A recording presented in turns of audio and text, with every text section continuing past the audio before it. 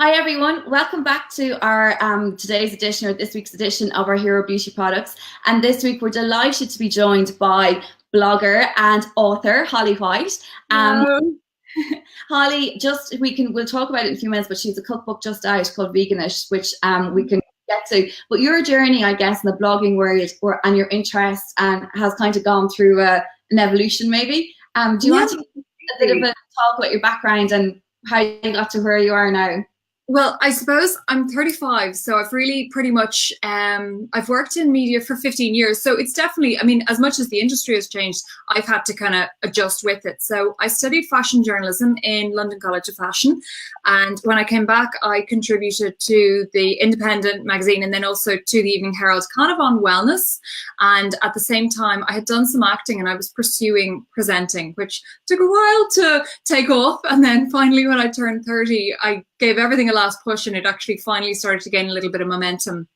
And at the same time as when I started working as a contributor stylist on TV3 Expose, I started building up my social channels and then eventually my blog. And now for the past 2 years, I've been full-time on my blog, and then I do I do sort of broadcast pieces for TV3. I do monthly cooking demos for them, and then I do other kind of presenting, and I work with a lot of beauty brands. But one key thing is that I've been vegan for 4 years at this stage, and initially I started with my food, but then once I kind of felt like I had a handle on the food side of things, I started to look at all of my cosmetics, and I became very kind of passionate about the idea that I think a lot of people aren't aware that animal testing still happens.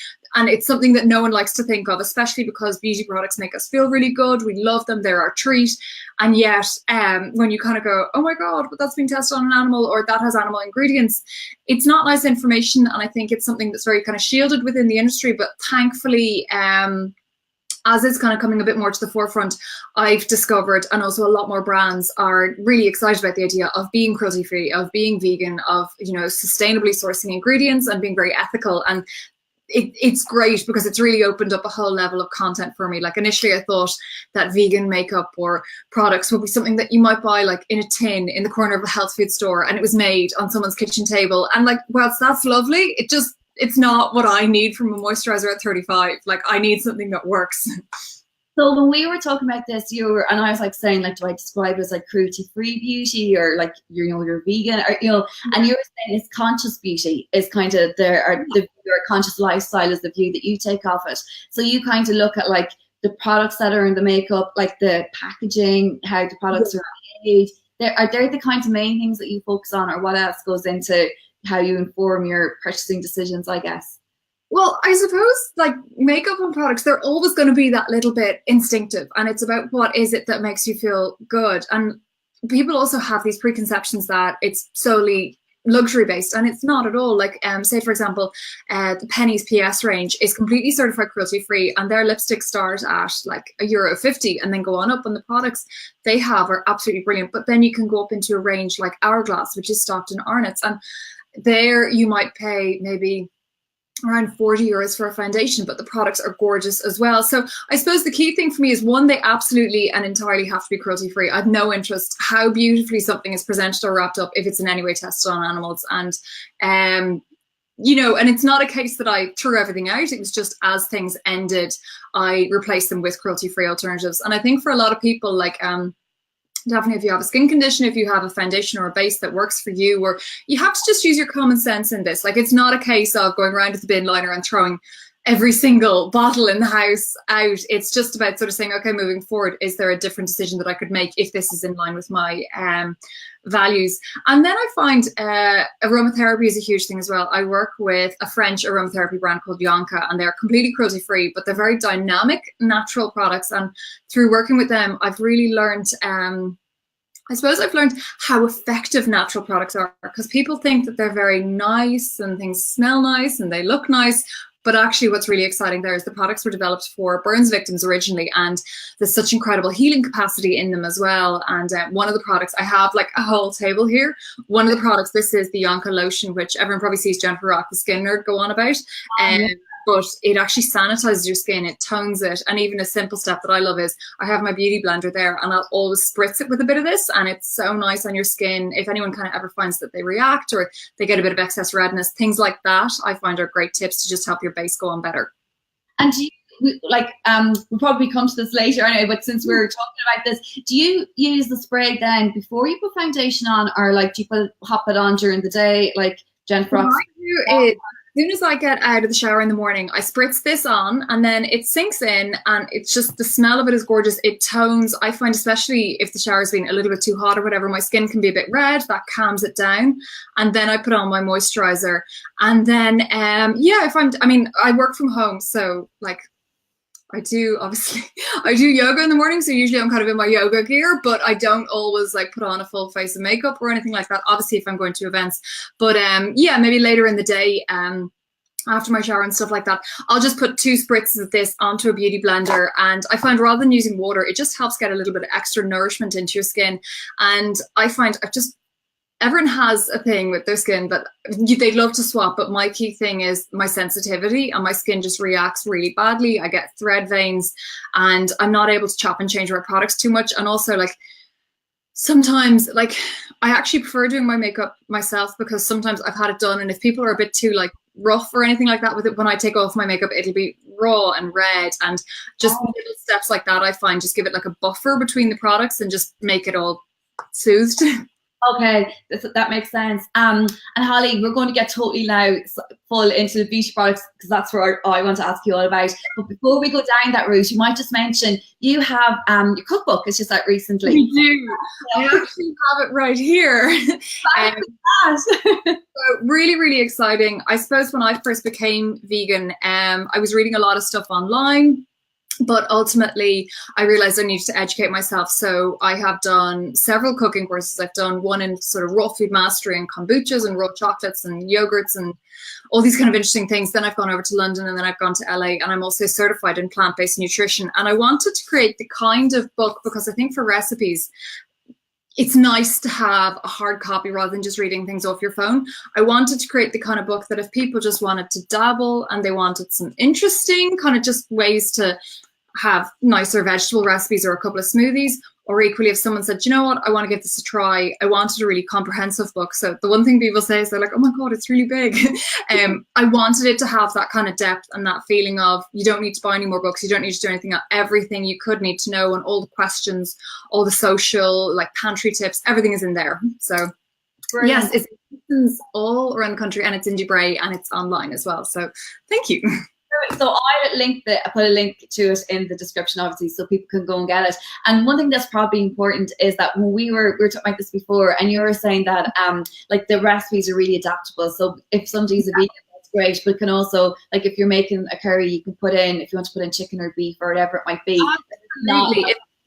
No, it's about food assembly, because a lot of people say, I'd like to eat like that, but my husband wouldn't, or my children wouldn't. And what I always say is just make a casserole, section off a portion of it, and put in some mince or whatever it is that you want. But it's not about separate dinners. This is just, I mean, most, you know, whether they're for vegans or non-vegans, dishes contain meat and sauce and, you know, and vegetables. So literally you're doing 90% of it, and then you just add on some extra protein if that's how you want to eat. So hopefully there's lots of food for thought there. And something in there for everyone by the signs of it. Yeah.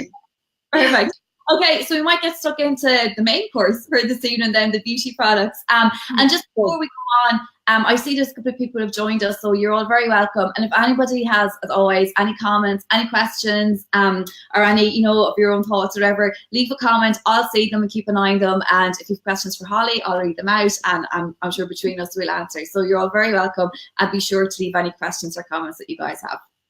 Perfect. So we kick off, Holly, with the people. Absolutely. Yeah. So, well, one of the things actually, well, where will I start, or what should I go into? Because I have a whole range of products here. So maybe if we pick like your 5 or 6 like favorite must-have, you could not live without these products. Okay. Everybody's like, how do I pick 5? I know. Well, I'm looking and I'm like, what do I prioritize? Okay, so first up, I think one of the most important things is makeup brushes. And again, a lot of these are like, it can be really surprising because like even say mink eyelashes, like sadly Ireland has fur farming and all things like that. But the great thing is there's amazing cruelty-free alternatives. This Hourglass foundation brush has to be one of my favorites. I hope you can see it clearly there. Just there's something about it that it fits so well in your hand. I like that it's not too long. It gets in really close in and around your eye, and it's completely vegan and completely cruelty free.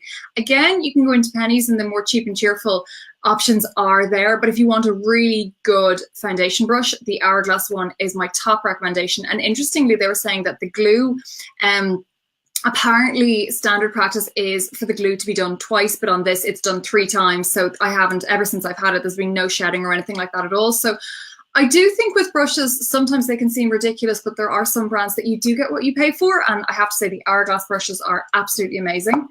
Okay, what will I go into? Oh, another question before we go on. So you had your blender earlier that you use, I guess, for foundation as well sometimes. How would you pick using, if you're going to use your blender or you're going to use your brush?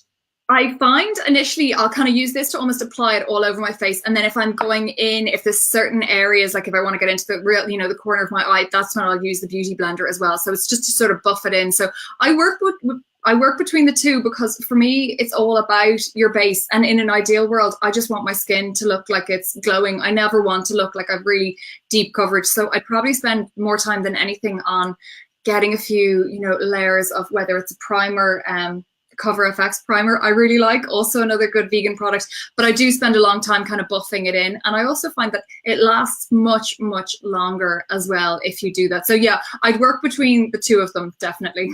Okay, that's good to know, because sometimes you feel you have to pick one or the other, so it's good to realize you can use the both of them and not worry too much about which to use. I think the great thing about a good foundation brush, especially with this, because there's a nice bit of coverage, is it's very quick to get it all on. But, if you want to really kind of press it into your skin, I do think a sponge is great. Next up, in terms of facial tanning, it was an area that I completely avoided, but then I'd see pictures and I had this like white face and lightly tanned body and it looked really strange. And I think we've all been there. But the guy, Jules Van Hepp, who created the Isle of Paradise, hopefully you can all see that, came over and we met him, and he is just phenomenal and so passionate about tanning, but also really eco. So these are the facial tanning drops, and there's 3 versions of them. This is the light one, and obviously I'm really pale myself, but what I find with this is it is the best facial tanner I've ever come across. How it works is, I don't have it here. How it works is I mix it with, there's a YonKa, a mask number 1, and I mix a few drops of this with it, and that's a really moisturizing overnight mask. And I think a lot of facial tanners, because you're using this with your existing skincare, I think your skin doesn't react to it at all, and it's getting all that moisturizer that it needs. Whereas I find a lot of tanners, when you put them straight on your face, they're really drying, like your skin feels completely parched. So anyway, these are the Isle of Paradise facial tanning drops, and I'd recommend them to anyone. Again, you literally just use the dropper and, try it out a bit at home. Don't, try it the first time before a huge big occasion. Someone sent me in a comment on Instagram and she was like, I don't think they worked. And I was like, no, they do. You just, adjust your quantities, see how it goes. But because you are kind of curating your own beauty, you have to see what works for you. Because I'm so fair, even a little goes a long way, but someone else might need a bit more. So anyway, I definitely recommend them. And Holly, you put those on then the night before that, you go to bed, and then when you come up in the morning, or you wake up in the morning, you have that lovely glow has come up on your skin. But I think the key thing that I love about that is because you're putting it with your existing moisturizer, your skin still feels gorgeous and really nourished. Whereas I find a lot of just facial tans, I'd wake up the next day and it was as if they'd magnified like every blackhead. My skin was completely parched and it just didn't feel well. Whereas I think that because you're still using your existing moisturizer, you're just adding a bit of glow to it. It works really well. And also if someone kind of said it like myself, if they said I have really sensitive skin, what's nice about that is if you're used to your moisturizer or if you're used to your overnight mask, you're not going to have any reaction just from a few tiny drops of an additional product. Because in a way, sometimes I feel like I'm a bad beauty blogger because I can't try loads of products. My skin reacts, and so I give them to my mum, or that I can't. I have to. But it does mean that if I recommend something, I've used it a lot, and I've used it for a very long time, and it hasn't caused a reaction within my skin. But I think some people are amazing the way they get so excited about this and this and this. Whereas for me, I almost go, oh my god, I'd get a breakout from that. Well, and some people are brilliant the way they can just keep flipping between products and trying loads of things. I'm like, I just want to find something that works so I don't have to think about it. And I know. Yeah. No, I know exactly what you mean. Next up, in terms of foundation, I'm a huge mineral fan, but a lot of people don't actually like the powder mineral forms. So this is Bare Minerals BAREPRO foundation. And again, of all the mineral foundations I've ever used, I just think this is amazing. The coverage on it is so nice. It lasts so well. It has an SPF 20. And just the effect, it gives the coverage that you don't expect that you'll get from a natural product. And also because it is natural, there's no synthetics, there's no fragrances or anything like that. Like I find even my eyes react if something is very perfumed. So this is one of I use shade, this is Warm Light. And then when I'm really pale, I use one called Dawn 02. And then the shade range is brilliant. And again, not too expensive. I think that's about €35, and for me that'll last me easily about 6 weeks. And especially if I'm doing broadcast, like you need good coverage.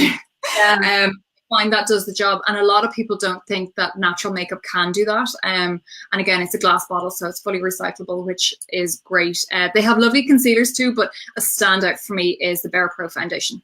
And Holly, you were saying you have sensitive skin. Would it be slightly like on the dry side then, or would it be a mixture or oily? No, like it's a really annoying mix. Basically, I'm really sensitive to when you adjust your heating and the temperature and then freezing cold, I'll get little tiny thread veins. So I've had to have them lasered. Like every 3 years, I just have to get it done. But also I get really congested around my chin. So that brings me to my next product.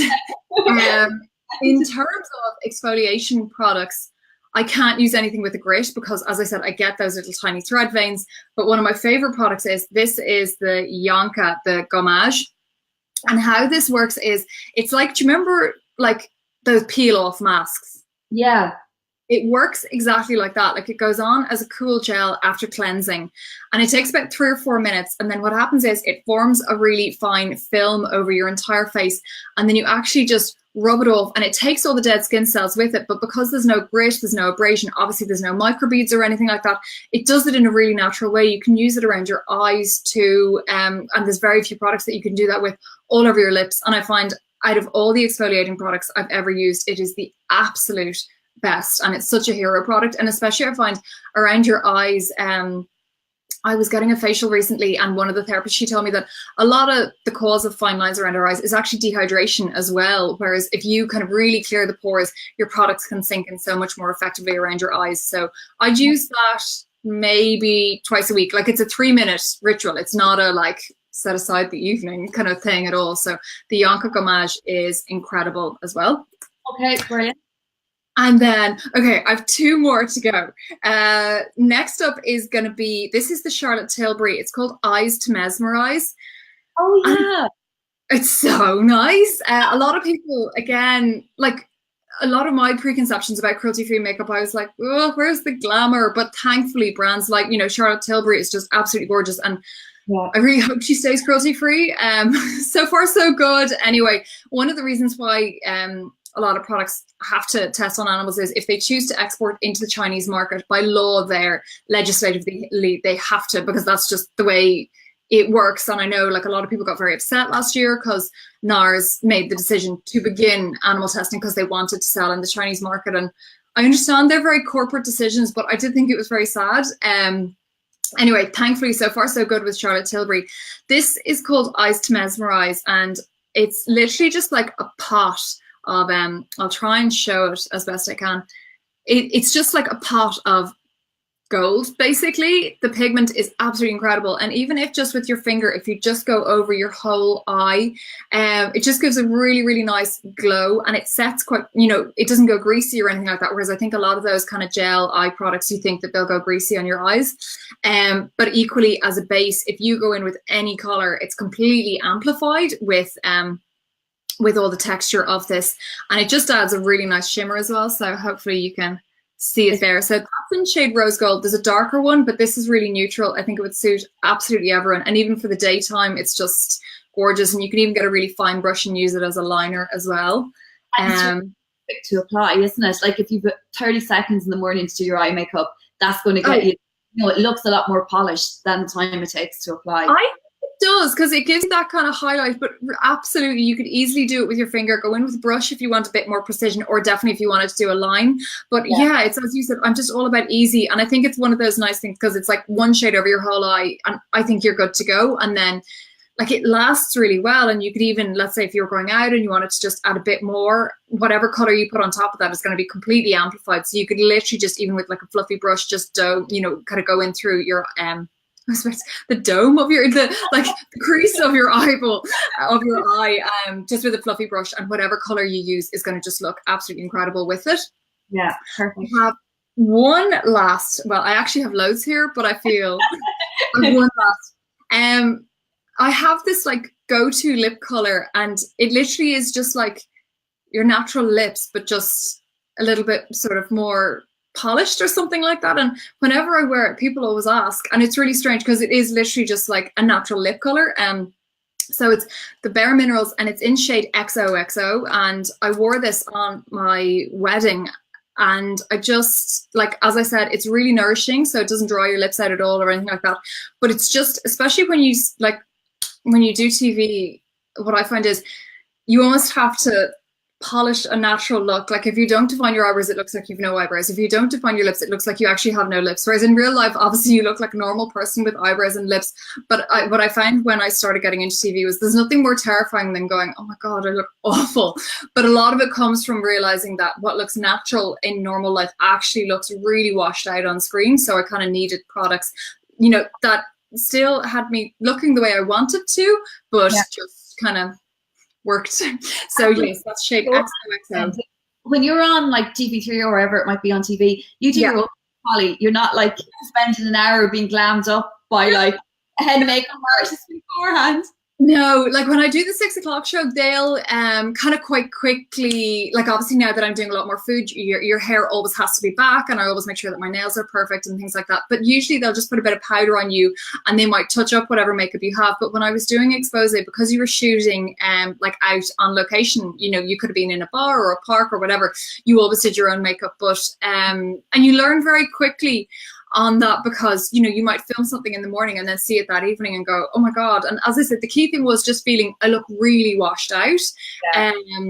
So I kind of knew that I didn't want to suddenly go in for like a cut crease or anything like that, but I was like, I need to actually kind of be a bit strategic, because it became part of my career. And I wasn't hugely like a real makeup person, but I was like, no, this is actually kind of a career requirement now. And I think anyone, if they're client facing, you know, your makeup becomes part of your work and part of almost going to work. But it took a little while to sort of find, I suppose, even like the YouTube channels that I liked watching that did the kind of looks that I liked, because Instagram makeup is its own thing. And if it resonates with you, that's great. But it did take me a little while to find like the channels and the product recommendations that I really loved. Because yeah, as I said, the whole Instagram makeup thing it's a world unto itself, and it's a skill, but it wasn't what I wanted to be doing myself. Well, sometimes these things are like, you look at them and you're like, oh my God, that's class, and what skill. Yeah. You're not going to do that yourself tomorrow when you're going to work, or even you're going out for dinner on Thursday night. You're not going, that's not makeup that you necessarily want to wear, while you still want to look and feel good. So sometimes I feel that balance between the two. Yeah, and you don't ever want to feel like it's wearing you. And I think it's always the same with clothes. Like it really amazed me, obviously, working in broadcast, because like also the models that I would have worked with, they'd come along and they'd just be doing their makeup, and then you know, you kind of see, obviously they're always beautiful, but you just see how they can sort of transform. And it does give you this really confident feeling. And I love the idea that if you've had no sleep, or if you're tired, or if you're having a breakout, the world doesn't need to know. And it can be that really kind of empowering tool. So yeah, I adore it. But I fell in love with makeup later. Like, as I said, it was really only around like my 30s that I got into it. Yeah, but it's like, you know, they say if you're feeling crap, put on a bright lipstick. Like it does kind of pep you up a little bit, and you're like, I'm so tired, I don't want to do anything, make you want to keep going, or a good blow dry or whatever it is. Oh, there's nothing better than like a blow dry. And also I do believe that there is a red for everyone, and it's one of the easiest looks to do. Like literally you just do your base, a little bit of bronzer, you know, mascara, and then the right red. And I always think like I love almost the counters where you're kind of left alone to just play with things, because sometimes instinctively you can pick what actually is the right color for you. And another tip that I find that I almost prefer, especially with the red, because you're always worried about it maybe going on your teeth. And if I find the ones like the Kylie Jenner kind, I don't know, like the lip stains, I find them really, really drying. But what I do find works really well is just doing a liner all over your lips and then putting a big blob of gloss there. I find that keeps the moisture in.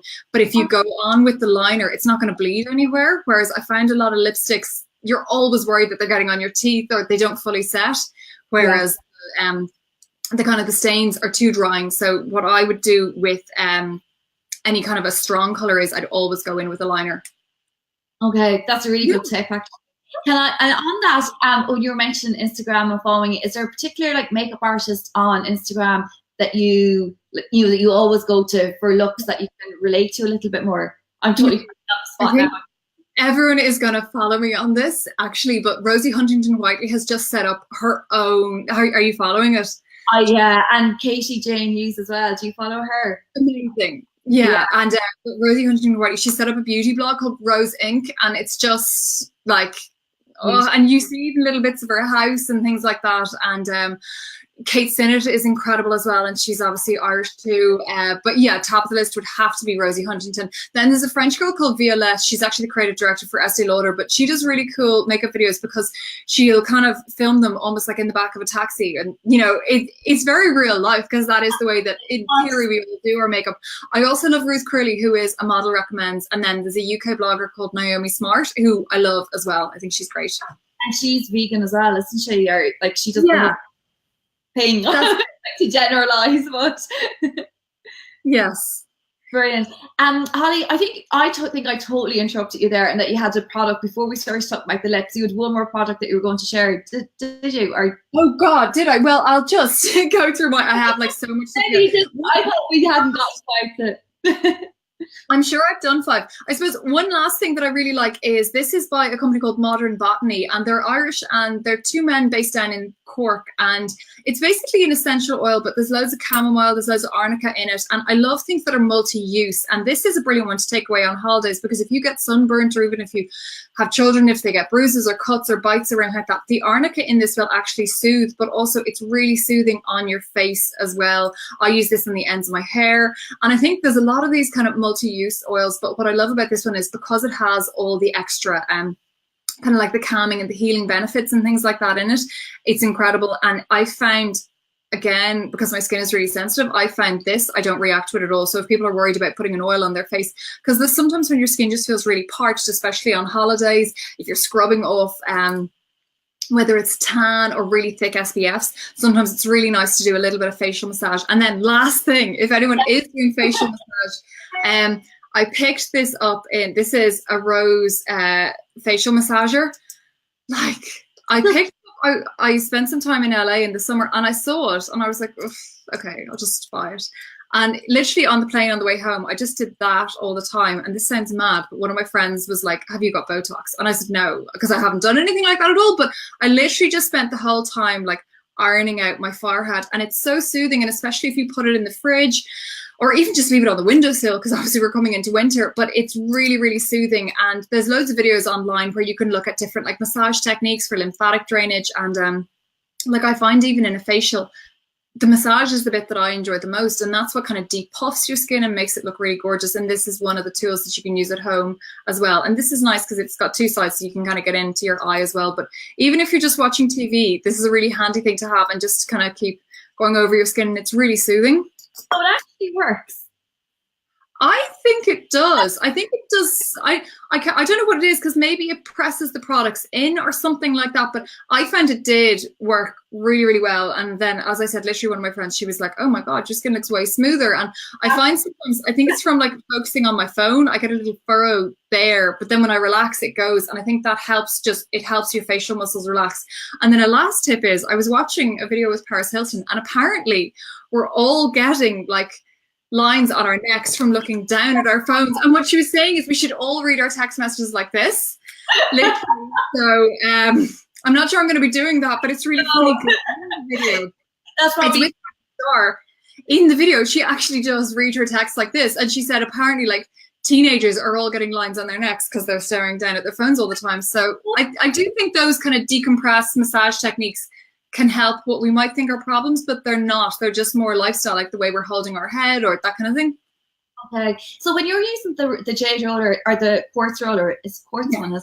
Yeah. Do you put like an oil on, you cleanse and everything, and then maybe an oil or something on, and then go in with the roller after? I do a tiny bit of that. And then like not too much, because obviously you don't want your skin to get greasy, but yeah, I'll put on a tiny bit of that. And then there are techniques like, what is it? I know like your lymph, I think it's behind your neck and then even in terms of your ears to include them as well, and all up and down your neck. Like I definitely neglect my neck, but I think it's about using time, like put down the phone, watch TV, but you need something in your hand because we're so used to doing things. So I think those kind of things are really handy, and obviously they're really good for your skin as well. So I do think it works personally. Well, I'm going to put that in my to-do list and try it and see, because if you see something when you're sitting on the couch watching TV, it's not that hard work, really. But it stops you picking up the phone, because I think we are all becoming really conscious of needing to switch off. But what I find is I'm so used to watching TV and half checking Instagram and half that it's great to have something to do, and to keep your hands busy. That's actually, that's very good point. It's brilliant. Holly, thank you so much for sharing all the products, all the tips. I will link all your social media accounts. I'll put a link to the book and everything in the description, so people can know how to contact you, know where to get the book. Rachel said she goes, I can't wait to try the roller. No more wrinkles. So no pressure. I don't make false promises, but I think it works. Well, Rachel can come back and let us know, so we'll get an update from her. Thank you. And it's not expensive. I think that I got it in America. I think it was about $28. And listen, I'm not recommending, like you hear about crazy contraptions and you look and you wonder, do they work? Anyway, as I said, I love it. We'll all give it a try while we're watching TV. And to everybody who joined, Rachel and everybody else, thank you very much. Thanks for the comments, and thanks for the likes and everything. We really appreciate it. We'll be back next week. It's not fully confirmed, but I think we're going to have a live with a nutritionist who's going to talk us through foods that are good for your skin, your hair, your nails, all those sort of things, and where you can get them. But I'll schedule it in the next few days, and we hope to see you all then. So thanks very much, and thank you, Holly. Bye. Bye.